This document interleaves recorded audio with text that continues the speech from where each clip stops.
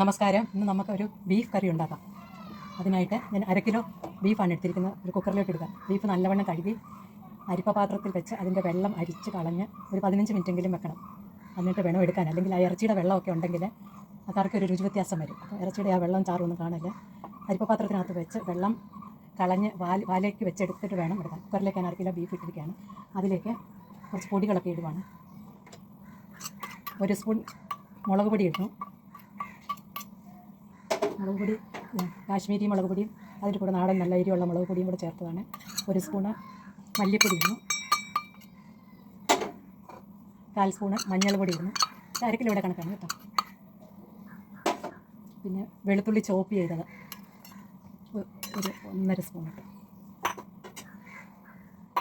ഇഞ്ചി ചോപ്പ് ചെയ്തത് ഒരു 1.5 സ്പൂൺ അത് ഇട്ടു. 2 പച്ചമുളക് ചോപ്പ് ചെയ്തത്. മുളകെല്ലാവരും അവരുടെ ആവശ്യത്തിന് ചേർക്കാവുള്ളൂ, കൂടി പോയെന്നൊന്നും പറയരുത്. പോത്ത് കറിക്ക് ഇച്ചിരി മുളകൊക്കെ വേണം, അത് നല്ലതാണ്. ഇത് ഗരം മസാല പൊടിച്ചത്, വീട്ടിൽ പൊടിച്ച മസാലയാണിത്. പിന്നെ ഇത് നാരങ്ങ നീരാണ്, 1 മുറി നാരങ്ങയുടെ നീരാണ്, സ്വല്പമേ ഉള്ളൂ. കൂടുതൽ ചേർത്താൽ പുളിയൊക്കെ വരും, അതുകൊണ്ടാണ്. അങ്ങനെ ഇതിലേക്ക് 1 കപ്പ് വെള്ളം കൂടെ ഫ്രഷ് വാട്ടർ ഒഴിക്കാം. കിണറ്റിലെ വെള്ളം ഒഴിക്കാം. കാരണം ഇറച്ചി ഇതെല്ലാം പച്ചയാണ്. ഒരു പ്രാവശ്യം വെന്ത് ചൂടായി തിളച്ച് കഴിഞ്ഞാൽ പിന്നെ പച്ചവെള്ളം കോരി ഒഴിക്കരുത്. അത്രയേ ഉള്ളൂ ഇതിനകത്ത് നിബന്ധന.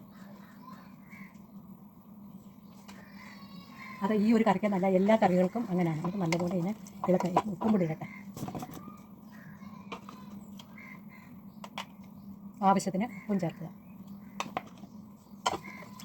എല്ലാം കുറേശ്ശെ ചേർക്കുന്നതാണ് നല്ലത്. കാരണം വേണമെങ്കിൽ രണ്ടാമത് എല്ലാ കാര്യങ്ങളും ചേർക്കാവുന്നതാണ്. കുറവെന്ന് തോന്നിയാൽ ഇച്ചിരി എണ്ണ വഴറ്റി അതിലേക്ക് ഇട്ട് വഴറ്റി ഇതിലിട്ട് ചേർക്കാവുന്നതാണ്. അതുകൊണ്ട് കൂടുതലായിട്ടൊന്നും ചേർത്ത് കറി കളയരുതെന്ന് വെക്കുന്നു.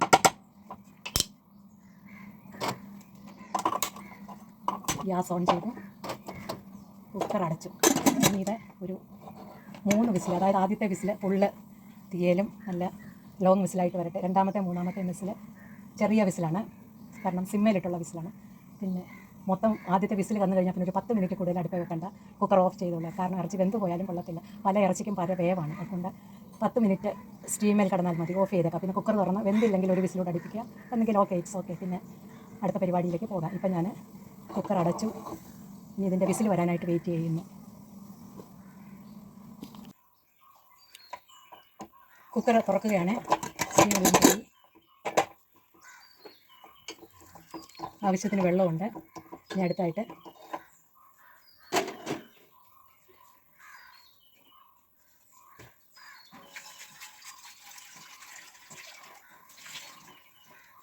ഒരു പാൻ അടുപ്പിൽ വയ്ക്കുക.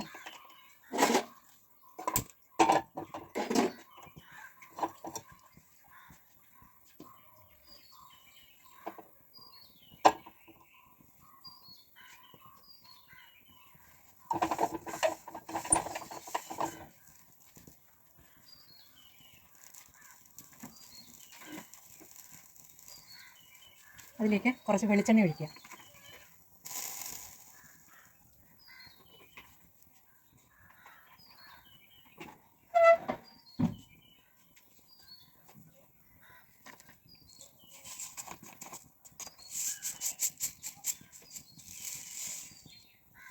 കടുകിട്ടു.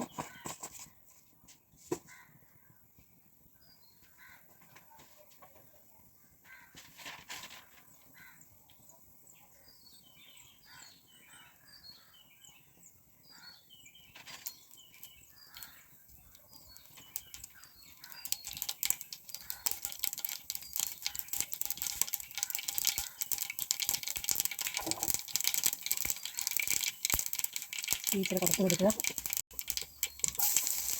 വെളുത്തുള്ളിയാണ് പോയിട്ടത്. കുറച്ച് ഇഞ്ചിയും കൂടി ഇടുക.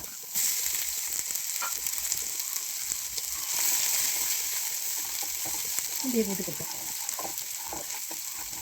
ഇതൊന്ന് വഴന്ന് വന്നാൽ മതി, മൂക്കുകയൊന്നും വേണ്ട. ചെറിയ തോതിൽ അതൊന്ന് വഴന്ന് വരുമ്പം അതിലേക്ക് കുറച്ച് കൊച്ചുള്ളി, ഇത് കുറവാണ് എന്നാലും കൊച്ചുള്ളി ഇട്ട്. കൊച്ചുള്ളി കുറവായതുകൊണ്ട് ഞാൻ ശകലം സവോളയും കൂടി ഇടുവാണ്. അതെ, സവോളയൊന്നും ചേർക്കണ്ട, കൊച്ചുള്ളി ഏറെ ഇട്ടാൽ മതി.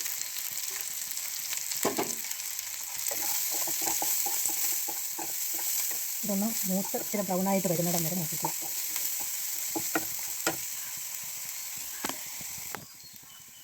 ഇത്രയായി. ഇതിലേക്ക് ഇനി ഇച്ചിരി മല്ലിപ്പൊടിയൊക്കെ 1 സ്പൂണേ ഉള്ളൂ.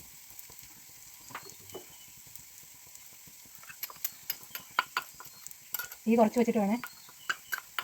മല്ലിപ്പൊടി, മുളക് പൊടി, ഗരം മസാലപ്പൊടി, സ്വല്പം കുരുമുളക് പൊടിയും ചേർക്കണം. മുളകെല്ലാം കൂടിയിട്ട് കൂടിയെന്ന് പറയരുത്, എല്ലാ ആവശ്യത്തിന് കണ്ടേ ചേർക്കാവുള്ളൂ. ഇനിയുള്ള സ്വല്പം കായപ്പൊടിയാണ്, കായം കൂടി ചേർക്കാൻ നല്ലതാണ്.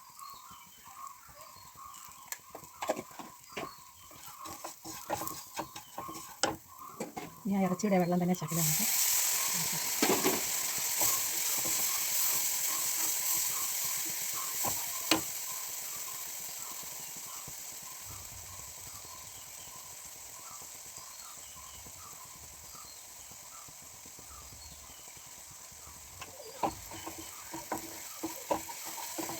ഒരു 2 മിനിറ്റ് ഇങ്ങനെ ഇളക്കുക, അതിൻ്റെ വെള്ളം വറ്റിക്കുക, പച്ചച്ചവയൊക്കെ ഒന്ന് മാറി കിട്ടും. എന്നിട്ട് ഇതിലേക്ക് കറിവേപ്പില ആഡ് ചെയ്യുക. കറിവേപ്പില എന്ന് പറഞ്ഞപ്പോഴും പച്ചക്ക് ഒടുവിൽ ചേർക്കുന്നതാണ് കറിക്കും രുചിയുള്ളത്.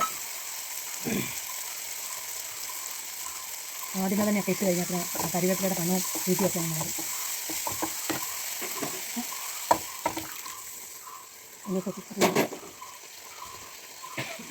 ഇറച്ചി മൊത്തം കുടഞ്ഞിടുക. 2-3 മിനിറ്റ് അടച്ച് വെച്ച് ഒന്ന് വേവിക്കുക.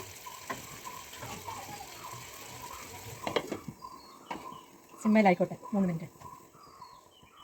അതിനി ചാറ് ഉണ്ടാക്കുമ്പോൾ ചിലരുടെ കുറുകി പോകും. നേരത്തെ അതിന്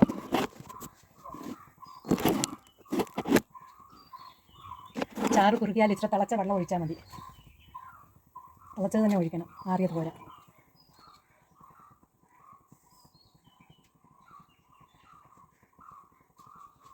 ഇനി കറിക്ക് ഇച്ചിരി കൂടെ രുചി കൂടാനായിട്ട് കുറച്ച് തേങ്ങ, ഒരു പിടി തേങ്ങ മിക്സിയുടെ ജാറിലോട്ടിട്ട് ഇച്ചിരി വെള്ളം കൂടെ ഒഴിച്ച് അടിച്ച് അതിൻ്റെ തേങ്ങാപ്പാലെടുത്ത് നല്ല കുറുകിയ പാലായിരിക്കണം.